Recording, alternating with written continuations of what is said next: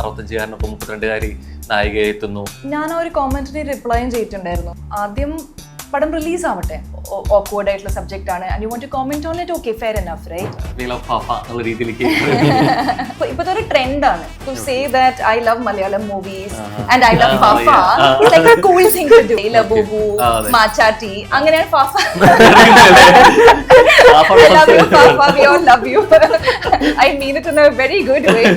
Vijay movie heroine, Lalettan movie heroine. എനിക്ക് ഇഷ്ടമായില്ലേ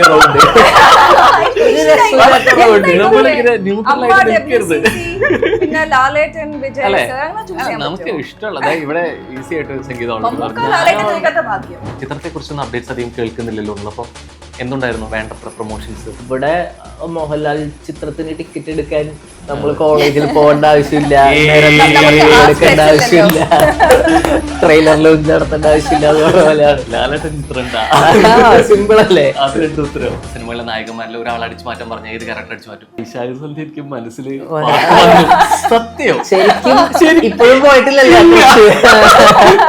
എനിക്ക് സീരിയസ്ലിക്ക് വൈശാഖ് ഭയങ്കരമായിട്ട് ആ പാട്ട് പറയാഞ്ഞെന്തേ. പിന്നെ കാരണം ഞാൻ എഡിറ്റ് ചെയ്ത എല്ലാ സിനിമകളും പരാജയമായിരുന്നു. വളരെ ഫെയിലിയർ റേറ്റ് ഉള്ള ഒരു എഡിറ്ററാണ് ഞാൻ. ആഘോഷങ്ങളുടെ ഓണക്കാലത്ത് മലയാളികൾക്ക് സംതൃപ്തി കിട്ടുന്ന വിഭവസമൃദ്ധമായ സദ്യ കൊണ്ട് മാത്രമായിരിക്കില്ല, മികച്ച ചിത്രങ്ങൾ കൊണ്ട് കൂടിയായിരിക്കും. അത്തരത്തിൽ മനസ്സും ഹൃദയവും നിറയ്ക്കാൻ എത്തുകയാണ് ഹൃദയപൂർവ്വം. സുവിശേഷങ്ങളുമായിട്ട് മാളവിക ആൻഡ് സംഗീത. നമസ്കാരം. നമസ്കാരം. എല്ലാ പ്രാവശ്യവും നമുക്കൊരു പക്ഷേ സിനിമ തിയേറ്ററിലെത്തുന്നു, അല്ലെങ്കിൽ നമുക്കൊണ്ടൊരു വെള്ളിയാഴ്ച എന്ന് പറയുന്ന പോലെ ഫെസ്റ്റിവൽ കാലത്ത് സിനിമകൾ റിലീസാവുന്ന സമയത്ത് നമുക്ക് കുറച്ചുകൂടി സ്പെഷ്യലാണ് അല്ലേ? അതും ഒരു ലാലേട്ടൻ ചിത്രം, സത്യന്തിക്കാട് ചിത്രം എന്ന് വരുന്നത്. നിങ്ങളുടെ ഈ ഒരു ഓണക്കാല പ്രതീക്ഷ എന്താ ശരിക്കും? പറഞ്ഞു. ഞാൻ ആക്ച്വലി എക്സൈറ്റഡ് ആണ്. കുറച്ച് വർഷങ്ങൾ കഴിഞ്ഞിട്ടാണ് ഞാൻ മലയാളത്തിൽ ഒരു പടം ചെയ്യുന്നത്. എൻ്റെ ലാസ്റ്റ് ഫ്യൂ റിലീസസ് തമിഴും ഹിന്ദിയൊക്കെ ആയിരുന്നു. പിന്നെ ഇതൊരു സത്യനന്ദിക്ക് പറഞ്ഞ പോലെ സത്യനന്ദിക്കാട് മോഹൻലാൽ പടമായതുകൊണ്ട് എനിക്കൊരു more than stress factor, because they are like icons, right? അപ്പോൾ people will go to watch the film for them. അപ്പോൾ ഒരു എക്സൈറ്റ്മെന്റ് ആണ് to be a part of a movie with these two legends that as a Malayali I've grown up watching, and to do a film with them ഒരു surreal feeling ആണ്. അപ്പോൾ അതിന്റെ excitement ആണ് actually more than nervousness. സംഗീതരാണെങ്കിലും എനിക്ക് ഞാനിപ്പോ പറഞ്ഞപ്പോഴാണ് ആലോചിച്ചത്, ഞാൻ ഇപ്പൊ ചെയ്ത സിനിമകളിൽ എൻ്റെ ഒരു ആദ്യത്തെ ഒരു ഫെസ്റ്റിവൽ റിലീസിങ് മൂവി ആയിരിക്കും ഹൃദയപൂർവ്വം. എനിക്കിപ്പോഴും പറഞ്ഞപ്പോ ആലോചിക്കായിരുന്നു, നമ്മുടെ ചൈൽഡ്ഹുഡ് എന്ന് പറയുന്നത് ഇതുപോലെ സത്യനന്ദിക്കാട് സിനിമകൾ ഓണത്തിന് കാണുന്നതായിരുന്നു. അപ്പോ ഞാൻ ഇപ്പോഴാണ് ആ റിയാലിറ്റിയിലേക്ക്, ഈ ഇൻട്രൊഡക്ഷനിൽ നിന്നാണ് ആ റിയാലിറ്റിയിലേക്ക് എത്തി തുടങ്ങിയത്. അവിടെ നിന്ന് നമ്മള് അത്തരം ഒരു സിനിമയുടെ പാർട്ടാവാൻ പറ്റുക എന്ന് പറയുന്ന ഭയങ്കര ഈ പറഞ്ഞ ഒരു സർറിയൽ മൊമെന്റ് ആയിട്ട് ഇപ്പൊ ഫീൽ ചെയ്യുന്നു. ഭയങ്കര സന്തോഷം. നമ്മൾ ഈ സിനിമയോട് സംസാരിച്ചുകൊണ്ടിരിക്കുന്ന സമയത്ത് ഇതിന്റെ ഒരു സ്റ്റിൽസ് ലാലേട്ടന് മുമ്പ് വന്നപ്പോൾ അത് കുറേയേറെ വിവാദമായിട്ടുള്ള പരാമർശങ്ങളും കമന്റുകളും നമ്മൾ കാണാണ്ടായി. 65-കാരനൊപ്പം 32-കാരി നായികയെ എത്തുന്നു, അല്ലെങ്കിൽ ഒരുമിച്ച് വരുന്നു, അല്ലെങ്കിൽ ഒരു പ്രായം അതിന്റെ മാനദണ്ഡമായി കണ്ട് കുറേ സംസാരിക്കണ്ടായിരുന്നു. എങ്ങനെ നോക്കി കാണുന്നത് ഇത്തരം പരാമർശങ്ങളോട് എങ്ങനെയാണ് നോക്കി കാണുന്നത് ശരിക്കും? ഞാൻ ആ ഒരു കോമന്റിന് റിപ്ലൈയും ചെയ്തിട്ടുണ്ടായിരുന്നു. നമ്മൾ ഒരു പടത്തിന്റെ സ്റ്റോറിയോ സ്ക്രിപ്റ്റോ ഒന്നും അറിയാണ്ട് നമ്മൾ ബ്ലൈൻഡ്ലി കോമന്റ് ചെയ്യുന്നതും കുറച്ച് സിലിയാണല്ലോ. ആദ്യം പടം റിലീസ് ആവട്ടെ, പടം കണ്ടിട്ട് if you are feeling like you know ഒരു ഓഡായിട്ടുള്ള ഒരു സബ്ജക്റ്റ് ആണ്, ഓക്വേർഡ് ആയിട്ടുള്ള സബ്ജക്റ്റ് ആണ്, and you want to comment on it, okay fair enough, right? എല്ലാവരും എൻറ്റൈറ്റിൽഡ് ആണ് ടു ദിയർ ഓൺ ഒപ്പീനിയൻ. പക്ഷേ ഒന്നും അറിയാണ്ട് നമ്മൾ കോമന്റ് ചെയ്യുന്നത് അത് കറക്റ്റ് അല്ലല്ലോ. ഇപ്പം ഞാൻ പറഞ്ഞ പോലെ ഇതിൻ്റെ സ്റ്റോറി ഒരു യുണീക്ക് സ്റ്റോറിയാണ്.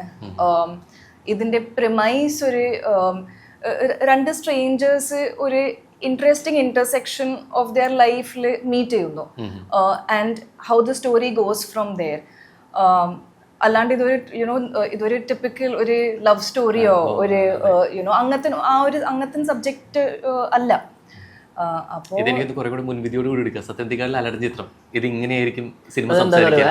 ഒരു സിനിമയുടെ കണ്ടന്റ് എന്ന് പറയുന്നത് ആ സിനിമ തുടങ്ങുന്നിടത്തല്ല, അത് അവസാനിക്കുന്നിടത്താണ്. ഒരു റൈറ്റർ ആണെങ്കിലും ഡയറക്ടർ ആണെങ്കിലും ഫസ്റ്റ് സീനിലല്ല കണ്ടന്റ്, അത് എങ്ങനെ അവസാനിപ്പിക്കുന്നു എന്നിടത്താണ് ഒരു സിനിമയുടെ കണ്ടന്റ് വരുന്നത്. അപ്പൊ അതൊരിക്കലും ഒരു പോസ്റ്ററിൽ നിന്നോ ഒരു സിനോപ്സിസിൽ നിന്നോ ഒരു സിനിമ തുടങ്ങിയിട്ടുള്ള ഫസ്റ്റ് ഹാഫിൽ നിന്നോ ജഡ്ജ് ചെയ്തിട്ട് കാര്യമില്ല. കാരണം ചിലപ്പോൾ അവര് ചെയ്ത് അതിന്റെ ഒരു പ്രോഗ്രഷൻ അവസാനിക്കുന്നത് ലാസ്റ്റ് ഷോട്ടിലോ ലാസ്റ്റ് സീനിലോ ആയിരിക്കും.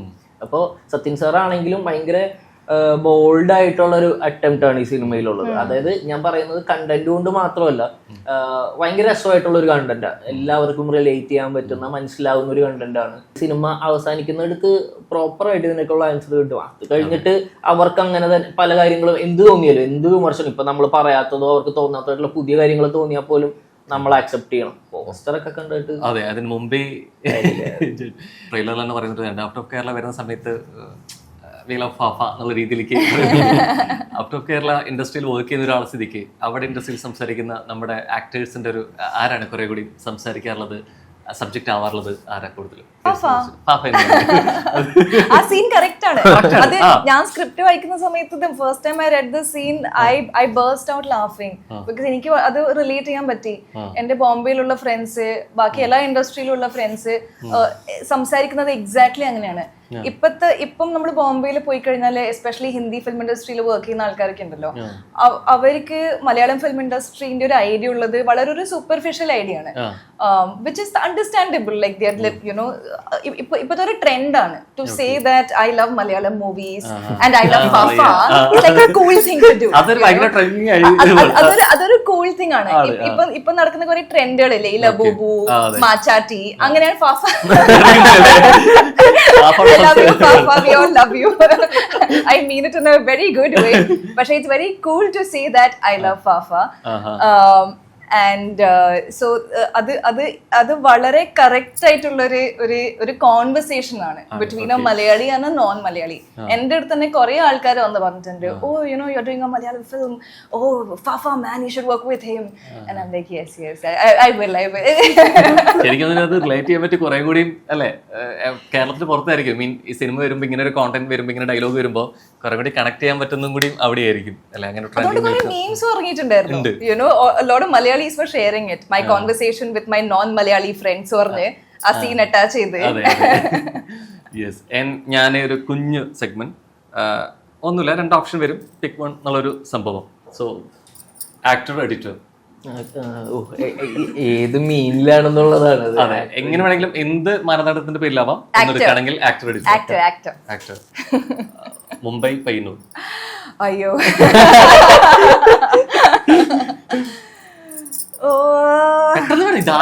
നമ്മള് ഇന്റർവ്യൂവിന് മുമ്പ് തന്നെ മാളവ് പറഞ്ഞോളൂ, എന്റെ അടുത്ത് പെട്ടെന്ന് ചോദിച്ചു കഴിഞ്ഞാൽ വരും, ഞാൻ സെക്കൻഡ് തോട്ടിലോട്ടൊന്നും പോകരുത്, പെട്ടെന്ന് വരണം. Mumbai. Okay, yes. And theatre release, OTT? Theatre. Yes. And AMMA or WCC? No comment. അതിന്റെ ഓപ്ഷൻ ഇല്ല.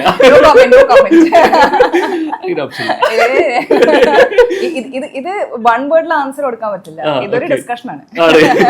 വേറെ ഇന്റർവ്യൂ വെക്കേണ്ടി വരും. Discussion I don't want to get into. Amal Davis or Hariharan? രണ്ടും നമ്മുടെ എന്താ പറയുക, നേരത്തെ ഇതില്ല, പക്ഷെ അങ്ങനെ അപകടമൊന്നും ഇല്ലല്ലോ. അല്ല, അപകടം കൊണ്ടല്ല, അത് നമ്മുടെ ഇഷ്ടം കൊണ്ടല്ലേ ചൂസ് ചെയ്യുന്നില്ല എന്ന് തീരുമാനിക്കും. രണ്ടും ഒരേപോലെയാണ് എന്നുള്ള സംഭവമാണ്. രണ്ടും ഭയങ്കര ഫേവറേറ്റ്. കാരണം എന്റെ കരിയറിൽ ഭയങ്കര ഗുണമുണ്ടാക്കിയ പരിപാടികളാണ്. ഓക്കെ. പക്ഷെ ഓൾറെഡി അമൽ ഡേവിസ് ഫസ്റ്റ് പേജ് ആണ് ഓൾറെഡി പറഞ്ഞിട്ടുണ്ട് അവിടെ അല്ലേ? പറഞ്ഞു. ഇപ്പൊ രണ്ടും നമ്മൾ ചൂസ് ചെയ്യേണ്ടതാണ്, രണ്ടും തമ്മിൽ വ്യത്യാസമുണ്ട്. ഞാൻ പറഞ്ഞു ഫസ്റ്റ് പേജിൽ തുടങ്ങും അവസാനിക്കുന്നത് കാര്യങ്ങൾ. Riya Christy? Riya or Christy? പേര് മറന്നു തോന്നു കേട്ടോ, പട്ടം പോലെയല്ല, ക്യാരക്ടർ നെയിമും പറഞ്ഞു. ഞാൻ ഇത്രയും വാദം വരാതെ പട്ടം പോലെ സിനിമയെ കുറിച്ചൊക്കെ പറഞ്ഞിട്ട് റിയ അതൊക്കെ ആര് ചെയ്തു എന്നൊക്കെ. അല്ല, എന്റെ മൈൻഡ് അമ്മ ആൻഡ് അവിടുന്ന് പോരെ.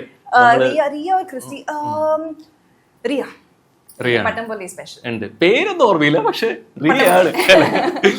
ഓക്കെ.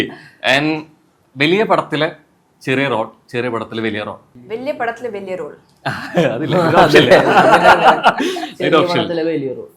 ചെറിയ പടത്തിലെ വലിയ റോൾ ആണ്. ഓക്കെ. ഒരു ക്യാരക്ടർ ലീഡാണ് കുറച്ചുകൂടി. ക്യാരക്ടർ ലീഡ് എന്നാണോ അതിന്റെ? അതായത് ഇപ്പൊ വലിയ ഐ മീൻ കാഴ്ചയില് ഒരുപക്ഷെ ബിഗ് ബഡ്ജറ്റിൽ വലിയ സ്റ്റാർസ് ഉള്ള വലിയ ബാനറിൽ വരുന്ന ചിത്രമായിരിക്കും. പക്ഷെ നമുക്കുള്ള ചെറിയൊരു സ്ക്രീൻ സ്പേസോ ചെറിയ വേഷമായിരിക്കാം. മറ്റൊരു പക്ഷേ ചെറിയൊരു ബഡ്ജറ്റിലോ അല്ലെങ്കിൽ ചെറിയ താരങ്ങളോ ലീഡ് നല്ല ക്യാരക്ടർ ലീഡുള്ളതായിരിക്കാം. നല്ല ക്യാരക്ടർ ആണ്. Yes. And lady super star or best actress? Best actress. പക്ഷെ ഞാൻ ഇത്ര ആലോചിക്കുന്നത് വിചാരിച്ചില്ല അല്ലേ? സംഗീതം പറഞ്ഞ സിമ്പിൾ ആയിട്ട് പെട്ടെന്ന് പറയുന്നു വിചാരിച്ച. I think about everything. എന്റെ വയറിങ് കുറച്ച് അങ്ങനെ ഐ ഓൾവേസ് തിങ്ക്. ആണല്ലേ? എനിക്ക് അച്ഛൻ്റെ അടുത്ത് കിട്ടുന്ന ഒരു ഹാബിറ്റാണ്. അച്ഛൻ അങ്ങനെയാണ്. നമ്മൾ സ്കൂളിലാണെങ്കിലും പോലെ അറിയാവുന്ന ഉത്തരാണെങ്കിലും പോലെ എന്നൊരു സാധനം ആദ്യം ചോദിക്കുന്ന പോലെ ഞാൻ സീരിയസ്ലി എടുക്കും. Like I'll think about both. I'll give it like 5 seconds of thought and then I'll answer. See, I told you. ഞാൻ സ്റ്റാർട്ടിംഗ് തന്നെ പറഞ്ഞത് റാപ്പിഡ് ഫയർ ഉണ്ടോ? I am not good with rapid fire. Heads up തന്നെ please. Yes. And സംഗീതത്തിൽ വരാണെന്നുണ്ടെങ്കിൽ ലാലേട്ടൻ്റെ ഒപ്പമുള്ള role or Rajinikanth മൂവിയുടെ editor? Rajinikanth മൂവിയുടെ എഡിറ്ററും ലാലേട്ടൻ്റെ ഒപ്പം റോളും. I want to answer his questions. It seems fun. ലാലേട്ടൻ്റെ ഒപ്പം റോൾ. എഡിറ്റർ എന്നുള്ള രീതിയിലേക്ക് നമുക്ക് അല്ലെ രജനീകാന്ത് മൂവി കിട്ടുമെന്ന് പറയുന്നതും എഡിറ്റർ എന്നുള്ള രീതിയിലേക്ക് ഒരു ഭയങ്കര ഒരു അല്ലെ കിടിലം പരിപാടിയാണ്. അതുകൊണ്ടാണ് ഞാൻ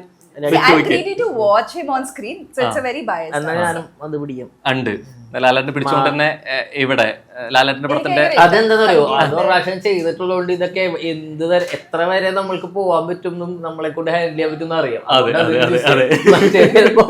നമ്മുടെ കയ്യില് അതെ. യെസ്. ആൻഡ് ഇപ്പൊ ലാലേട്ടൻ ഇവിടെ ചോദിച്ചുകൊണ്ട് തന്നെ ഓൾറെഡി അവിടെ എഡിറ്റർ എന്നുള്ള ഓപ്ഷൻ വന്നു. വിജയ് മൂവി ഹീറോയിൻ, ലാലേട്ടൻ മൂവി ഹീറോയിൻ. അയ്യോ, that I can't choose. That's an unfair question. എനിക്ക് ഇഷ്ടമായില്ലേ റൗണ്ട്?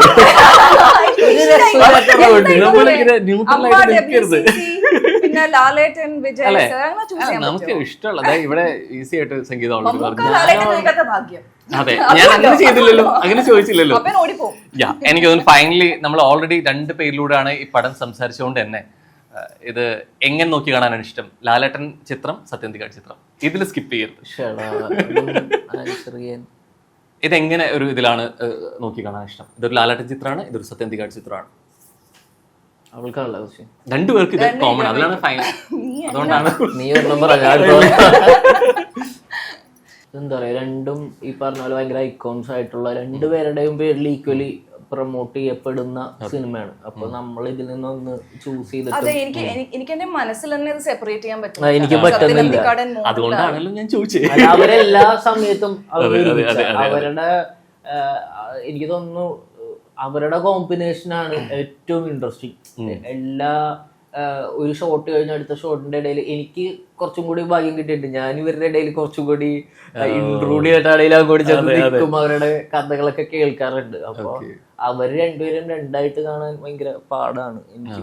അതെ അതെ, അവരുടെ കെമിസ്ട്രി നമ്മൾ ഒരു പ്രാവശ്യം റിയൽ ലൈഫിൽ കണ്ടു കഴിഞ്ഞാല് നമുക്ക് മെന്റലി സെപ്പറേറ്റ് ചെയ്യാൻ പറ്റില്ല. അവര് ബെസ്റ്റ് ഫ്രണ്ട്സ്. ചിത്രത്തെ കുറിച്ചൊന്നും അപ്ഡേറ്റ്സ് അധികം കേൾക്കുന്നില്ലല്ലോ എന്നുള്ളപ്പോ എന്തുണ്ടായിരുന്നു വേണ്ടത്ര പ്രൊമോഷൻസ്? ഈ നമ്മൾ വിട്ടൊരൊറ്റ ടീസറിൽ നിന്ന് തന്നെ ഒരുപാട് കണ്ടന്റുകളുടെ പ്രൊമോഷൻ ഒറ്റയടിക്ക് വന്നിട്ടുണ്ടെന്ന് എനിക്ക് തോന്നുന്നു. കാരണം ഇപ്പോഴും നമ്പർ ഓഫ് ഇതില് ഹൃദയപൂർവ്വം ബാക്കി പ്രൊമോട്ട് ചെയ്യപ്പെടുന്ന സിനിമകളുടെ ഒപ്പം തന്നെയോ അത്രയും ആൾക്കാർ വെയിറ്റിംഗ് ആണ്. കാരണം മോഹൻലാൽ എന്ന് പറയുന്ന പേര് ഒരു പ്രൊമോഷനാണ്, സത്യനന്ദിക്കാട് എന്ന് പറയുന്ന പേര് ഒരു പ്രൊമോഷനാണ്, സത്യനന്ദിക്കാട് മോഹൻലാൽ ചിത്രം എന്ന് പറയുന്നത് തന്നെ വലിയ കാര്യമാണ്. അപ്പോൾ അത് ഇത്രയും ഉള്ളത് കൊണ്ടായിരിക്കാം.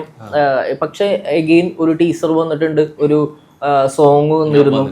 അല്ല, ഞാൻ കൂടുതലും ചോദിച്ച പ്രൊമോഷൻസ് പ്രോഗ്രാംസ് ഇപ്പൊ പ്രത്യേകിച്ച് സംഗീതോട് ചോദിക്കാനാണെങ്കിൽ ബ്രൊമാൻസിന്റെ ഒക്കെ ഒരു അത്രയും ഹെവി അല്ലെ പ്രൊമോഷൻസ് നമ്മൾ കണ്ടതാണ്. ഇന്റർവ്യൂസ് ആണെങ്കിലും കോളേജ് പ്രൊമോഷൻസ് ആണെങ്കിലും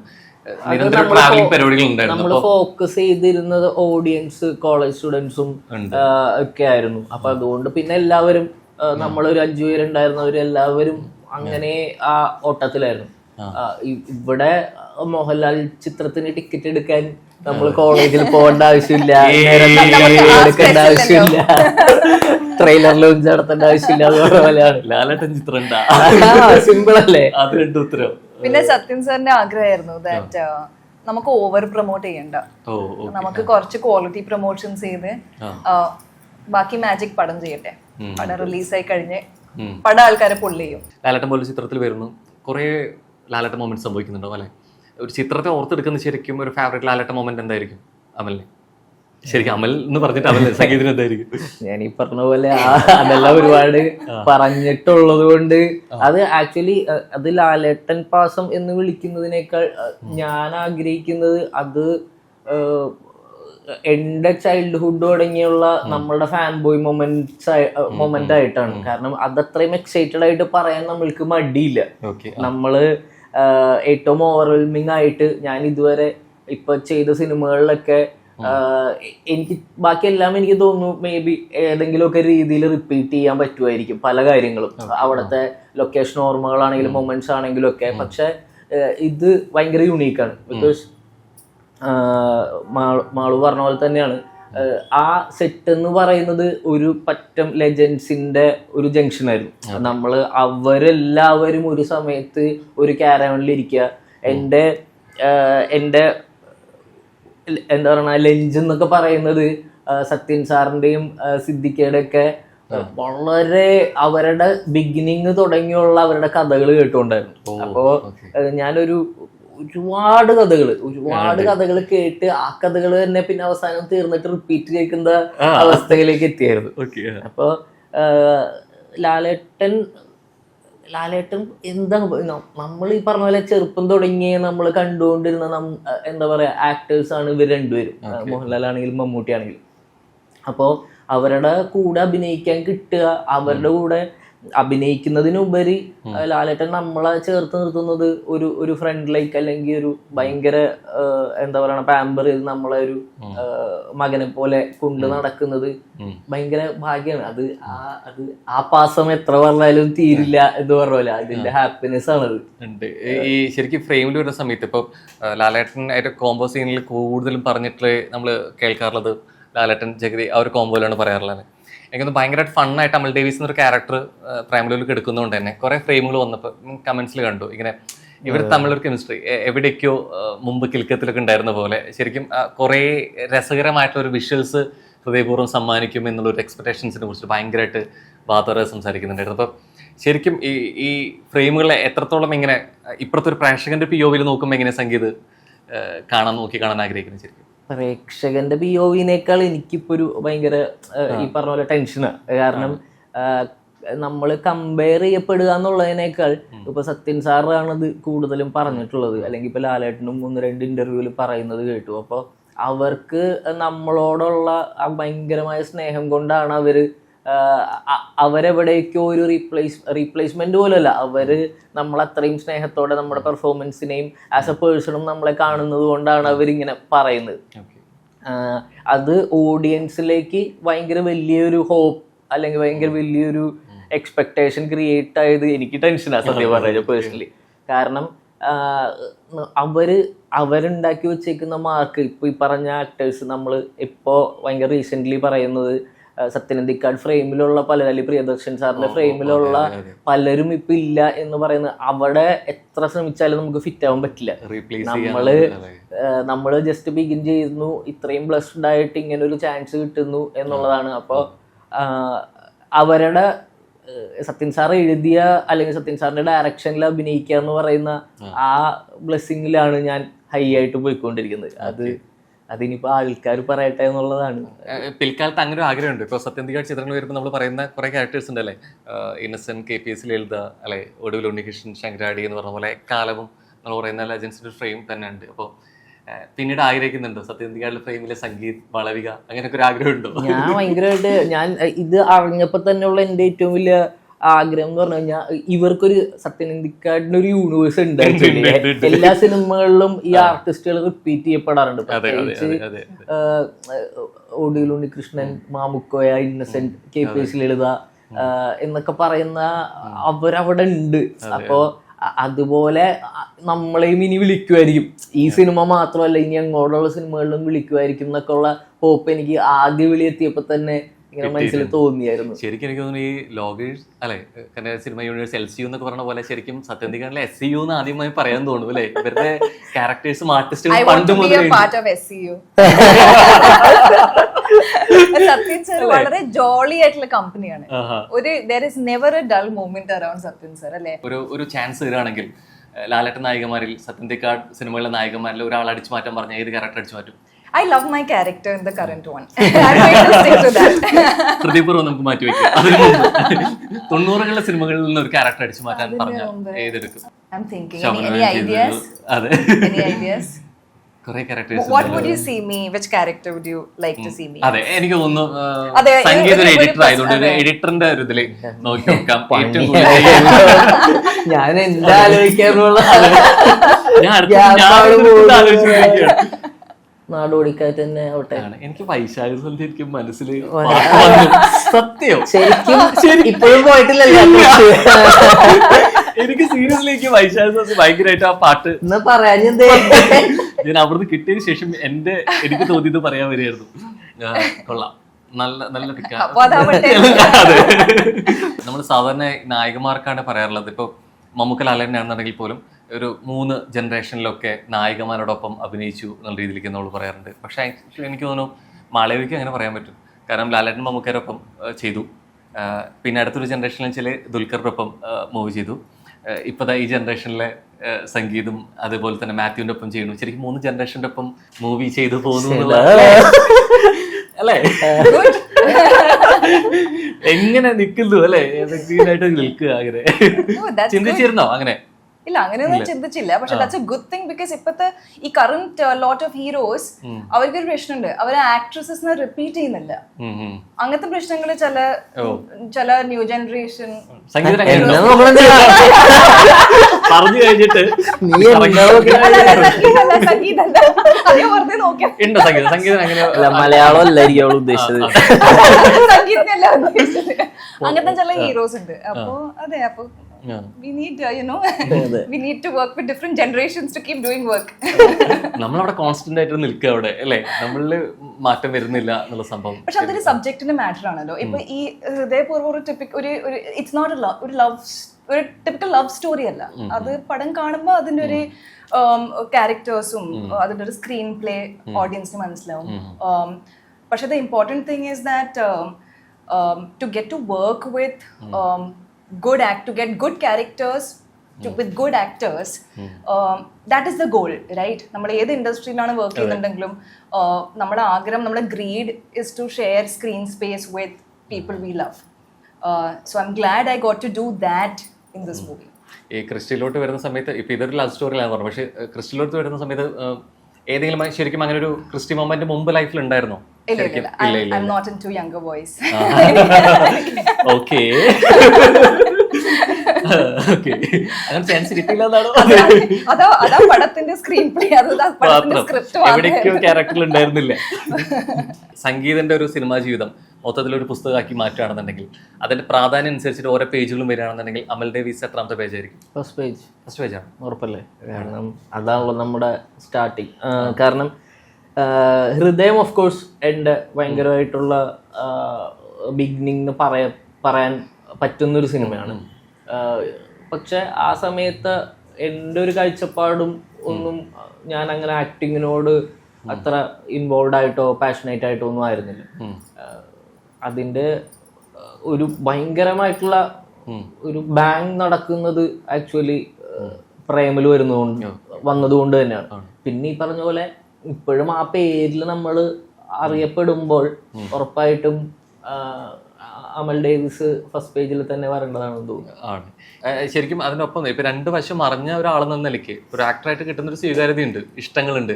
പക്ഷെ എഡിറ്ററായി നിൽക്കുമ്പോൾ കുറെ ക്രിയേറ്റീവായിട്ട് ചെയ്യേണ്ട ഒരു മേഖലയാണ്. അതിന് കുറേയേറെ പകലുകളും രാത്രികളും മാറ്റി വെക്കേണ്ട ഒരു സമയം കൂടിയുണ്ട്.